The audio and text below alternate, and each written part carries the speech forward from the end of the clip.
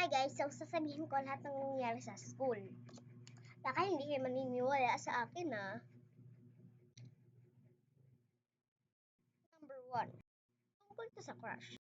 Ihag ako ni crush, tapos binigyan ng lollipop. Isang classmate ko rin, may crush. Pangalan ang classmate ng crush ko ay si Adam. Apelyido lang yun. Ang pangalan, Buhay Min. Hindi Buhay Min. Ano yung sa akin naman ay Jaram. Hinagya rin ko.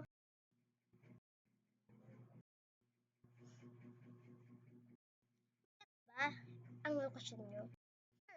Kung hindi kayo gusto ng crush nyo at pangit kayo, ako lang bahala sa inyo. Dahil ako naman ang magandang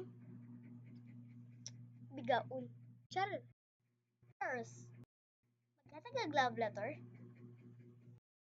Kung yang gision dayon, tas dilula niya nabasa. Siya, ayaw buang mangguro ka. Hindi ka na love letter. Ignan lang nimo siya ato. Ano siya nga, ay, abin na kong love letter. Sumayon ka. Basa, uy! Maingon siya. Sige. Salamat. Thank you. I love you. Diba? Pwede naman maging kamo. And last, makipaghag ka sa kanya. And dapat malinis ka. Hindi parang tae na lumalaboy lang sa kalsada. And next, ihag mo siya. Next, bigyan mo siya ng 10 pesos.